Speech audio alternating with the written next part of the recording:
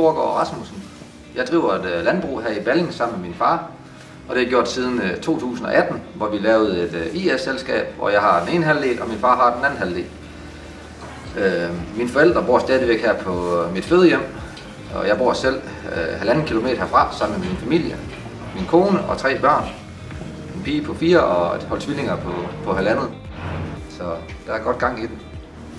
Her på gården har vi 200 malkekøer, som leverer godt 2 millioner liter mælk til smørmejeriet i Holstebro på årsbasis.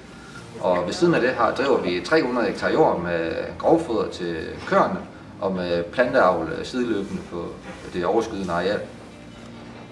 Min far er barnefødt på en landbrugsejendom i Rødding, og den ejer vi faktisk stadigvæk jorden fra og har købt naboejendomme op der omkring også senere hen.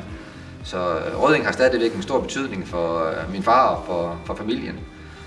Og vi kan godt lide at støtte lokalt, i stedet for at sende pengene langt væk, hvor du ikke rigtig ved, hvad de går til.